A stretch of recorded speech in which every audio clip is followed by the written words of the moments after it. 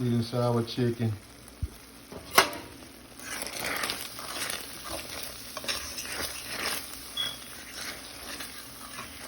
It's gonna be good.